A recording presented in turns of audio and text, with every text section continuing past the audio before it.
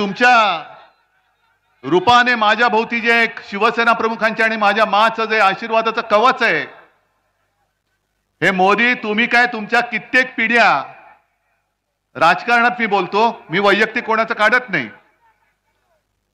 कारण राजकारणामध्ये भाजपला पोरच होत नाहीत आणि म्हणून त्यांना सगळी नकली संतानं म्हणजे आपल्याकडचे सुद्धा गद्दार मांडीवरती घ्यावे लागलेत सगळे। म्हणजे एका बाजूला भ्रष्टाचाराचे आरोप करायचे, 70,000 कोटीचा उपमुख्यमंत्री, तर मुख्यमंत्री कितीचा असेल, हे सगळे नकली संतानं तुम्ही, कारण तुम्हाला मोदीजी राजकारणामध्ये पोरच होत नाही आणि म्हणून आणखीन एक त्यांनी एक नकली संतान मांडीवरती घेतलं, ते तर फारच निघालं वाह्यात। प्रफुल्ल पटेल, आज मोदीजी आले होते, माझ्या समोर सगळे बसलेत, गांधी टोपी घातलेले शेतकरी दादा आहेत बहुतेक, हो ना रे। मी काल महाराजांचा जिरेटोप, आज माझ्या शेतकऱ्याची गांधी टोपी। रोज टोप्या बदलणारा माणूस हा देशाचा पंतप्रधान पाहिजे तुम्हाला? आणि प्रफुल्ल पटेलला सांगतोय की पटेल, तुम्ही वाटेल त्याच्या डोक्यात माझ्या महाराजांचा जिरेटोप घालू नका। जरी तुम्ही प्रफुल्ल पटेल असलात तरी महाराष्ट्र तुम्हाला आपटेल। आणि कोणाच्या डोक्यावरती ठेवता तुम्ही? मोदींच्या? काय पात्रता काय त्यांची माझ्या महाराजांच्या बरोबरी करायची? कुठे आहे त्यांची जरा तरी पात्रता आहे? जे आमचे छत्रपती शिवाजी महाराज ज्यांना आम्ही दैवत मानतो, त्यांचं राज्य कसं चालत होतं? कोणी महिलेवरती अत्याचार केला तर जिथल्या तिथे त्याचे हातपाय तोडायचे, मग तो रांजाचा पाटील असेल नंतर आणखीन कोणी असेल। आणि मोदी काय करतायत? एक तर मणिपूरमध्ये महिलांची कशी धिंड निघाली तुम्हाला माहितीये? तिकडे जातच नाही, जायची हिंमत नाही ना मोदींची ना त्या शहांची। म्हणजे जिथे माझे महाराज महिलांचा कोणी अपमान केला, महिलेवरती कोणी अत्याचार केला तरी त्याचा शिरच्छेद करायचे।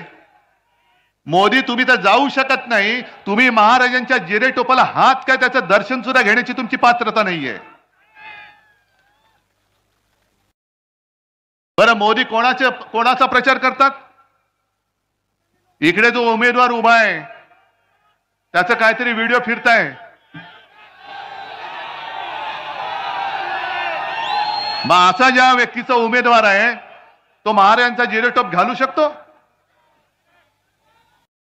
कर्नाटकामध्ये तो प्रज्वल रेवण्णा, नाव ऐकलं असेल तुम्ही, बलात्कार करणारा माणूस, महिलांवरती अत्याचार करतानाचे व्हिडिओ काढणारा माणूस, आणि मोदी निर्लज्जपणाने सांगतायत की या रेवण्णाला मत म्हणजे मोदींना मत।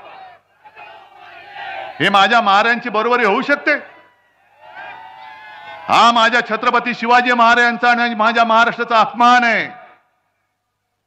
प्रफुल्ल पटेल आज कदाचित बोलले तसं ऐकलं की महाराजांचा अपमान करण्याची आमची तशी काही नव्हती, पण यापुढे दक्षता घेऊ। म्हणजे तुम्हाला सुद्धा कळलंय की तुम्ही ज्यांच्या डोक्यामध्ये महाराजांचा जिरेटोप घातला ते डोकं त्या लायकीचं नाहीये, अजिबात लायकीचं नाहीये।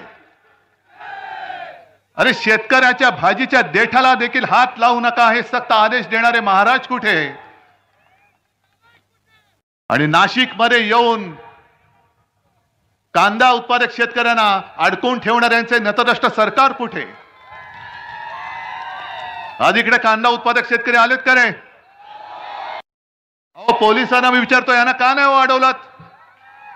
हे कसे आले माझ्या सभेत? कारण ही माझी माणसं आहेत। आणि कांदा उत्पादक शेतकऱ्यांना सुद्धा सांगतोय, मी जी लढतोय ती माझी लढाई नाही, मी तुमची लढाई लढतोय, तुमच्या सगळ्यांची लढाई लढतोय मी। आणि तुमच्या भरोशावरती मी या हुकुमशहाच्या समोर उभा राहिलेलो आहे आणि मी त्यांना आव्हान देतोय की आज तुम्हाला मुंबईमध्ये रस्त्यावरती आणलेलं आहे, या माझ्या छत्रपती शिवरायाच्या महाराष्ट्राचा जो अपमान करेल त्याला आम्ही गुडघे टेकायला लावल्याशिवाय राहणार नाही, हे आम्ही महाराजांची शपथ घेऊन मैदानात उतरलेलो आहोत. पण यांच्या मनामध्ये आकस किती आहे. हा माझा कांदा उत्पादक शेतकरी महाराष्ट्राचा आहे, त्याच्यावरती निर्यात बंदी आहे. निर्यात जर का काढली तर कर लावतात, पण स्वतःच्या गुजरातमध्ये निर्यात बंदी उठवून त्यांना निर्यातीची परवानगी देता तुम्ही. का तुम्ही हा भेदभाव का करताय? मग जर तुम्ही हा भेदभाव करत असाल गुजरात आणि महाराष्ट्रामध्ये, तर हा महाराष्ट्र पुरेसा आहे तुम्हाला परत गुजरातमध्ये पाठवून द्यायला. हा महाराष्ट्र पाठवून देईल तुम्हाला परत गुजरातमध्ये. आणि मी माझ्या शेतकऱ्यांना वचन देतोय, पैसे किती फेकू देत. अरे गद्दाराला 50 खोके देता आणि माझ्या कांदा उत्पादकाला कांद्याला भाव देत नाही तुम्ही. या नाशिक मधल्या एका कांद्याला 50 खोके दिलेत ना तुम्ही. तर मित्रांनो, कसा वाटला तुम्हाला हा व्हिडिओ? जर का हा व्हिडिओ आवडला असेल तर व्हिडिओला लाईक आणि चॅनलला सबस्क्राईब नक्की करा आणि बेल आयकॉन नक्की प्रेस करा. जय महाराष्ट्र.